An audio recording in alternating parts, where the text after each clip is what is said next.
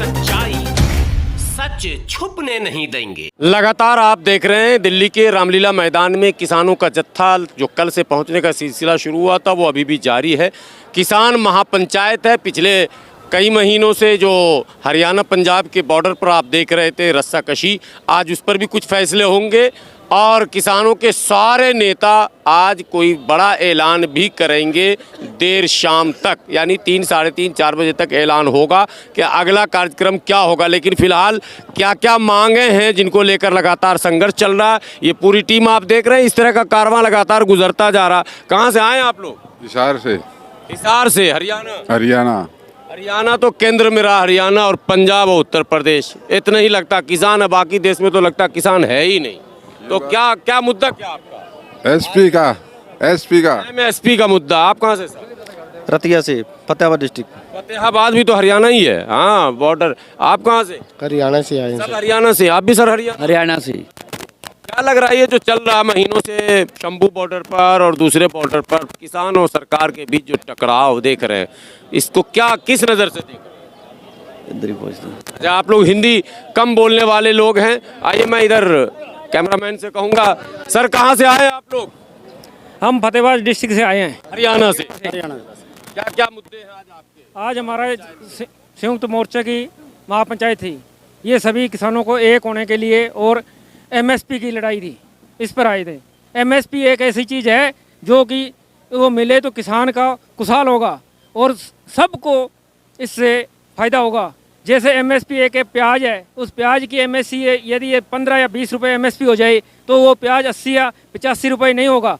वो एमएसपी होने के बाद वो प्याज 15 या 16 रुपए रहेगा, इससे ज़्यादा महंगा नहीं होगा। वो जब किसान का भी लाभ होगा और उपभोक्ता का भी लाभ होगा, किसान खरीदने वाले का भी लाभ होगा।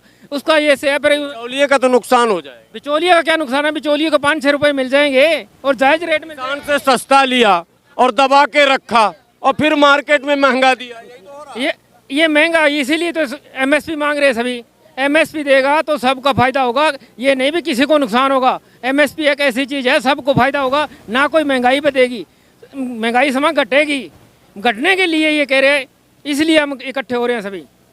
ये इकट्ठे शब्द आपने कहा, इससे पहले लग रहा था कुछ आपस में मनमुटाव चल रहा है, फूट डालो राज करो वाला मामला चल रहा है। नहीं, कोई मनमुटाव नहीं। संयुक्त मोर्चा एक है, एक ही रहेगा। आज ये देखो कितने लाखों आदमी इकट्ठे हो रहे हैं सभी। हरियाणा पंजाब के बॉर्डर पे जो हरियाणा पुलिस का 1-2 महीने से दिख रहा है मामला, उस पर क्या कहें? वो तो थोड़े बहुत ने, कोई हरियाणा पुलिस का कोई खास मामला नहीं दिख रहा हमें। वैसे तो कोई हो ही जाता है, घर में 1-2 तो अलग से रहती ही है। सारा इकट्ठा तो घर वाले नहीं होते, एक परिवार भी है मिला के अड़े हुए हैं। हाँ, यहाँ पर इकट्ठे है सभी। एक जो ऐलान होगा उस पर आगे अमल होगा। हाँ, अमल होगा, उस पर फूल चढ़ाएंगे सभी फूल चढ़ाएंगे संयुक्त मोर्चा जी। मैं ये कह रहा हूँ, आप ये बोल रहे हैं हरियाणा जो पुलिस ने वहाँ बैरिटेक लगाए हुए हैं उसका इलाज हो गया है। जिसने ऑर्डर दिए थे खट्टर सरकार, वो जा चुकी है और उन्होंने अब अपनी इज्जत बचाने के लिए दूसरे नायब जी आए हैं। नायब? हाँ, नायब आए हैं। तो नायब भी अगर वो किसानों की कोई मदद करता है तो ठीक है, निजी नायब का भी जिस प्रकार खट्टर का खुंटा पाड़ दिया है उसका भी। और हरियाणा पंजाब में जैसे चन्नी और थे या और भी कोई भी है, अगर किसान की बात आप एमएसपी की जब आप बात करते हैं, ये किसान का हक है।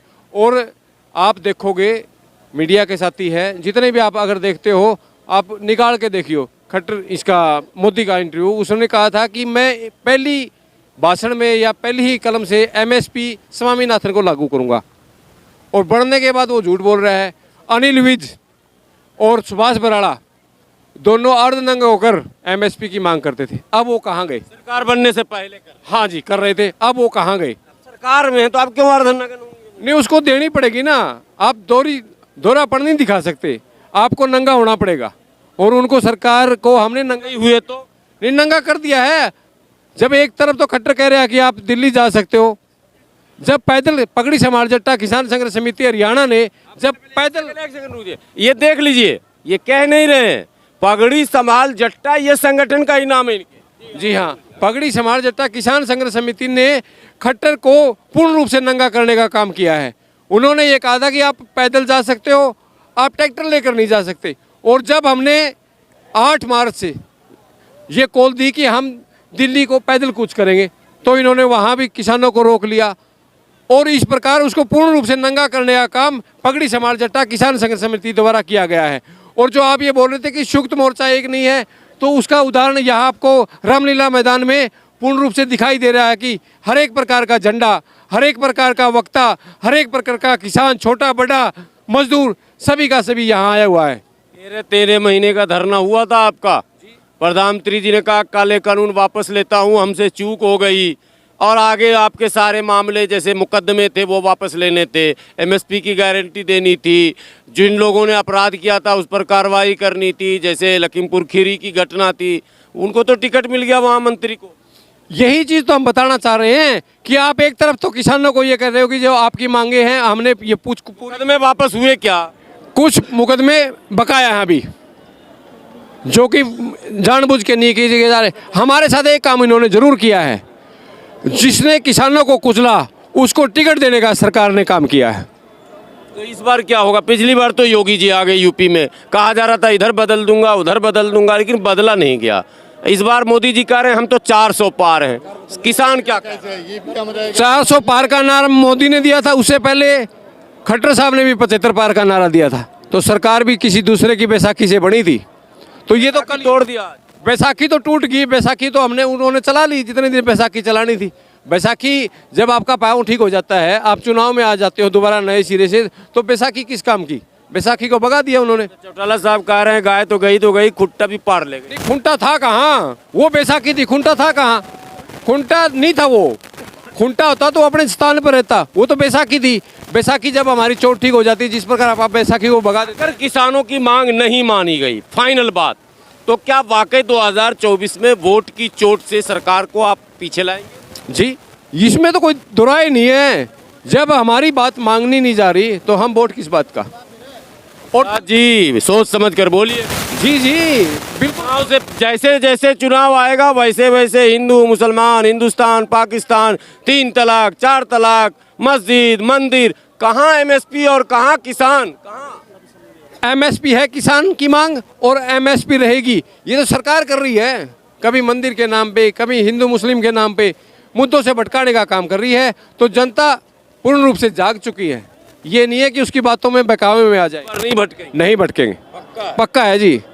अपना हक लेके ही रहे। हाँ जी, अपना हक लेकर रहेंगे, यही नारा रहेगा। चुनाव में क्या मुद्दा रहेगा आपका? अपना अधिकार या धर्म और जाति और भारत पाकिस्तान? धर्म और जाति को पैरों के नीचे रौंद करके ना, और किसान के एमएसपी और कर्जा मुक्ति, इसी मुद्दे को लेकर के हम हरियाणा के अंदर, पंजाब के अंदर इसको 6 देने का काम करेंगे।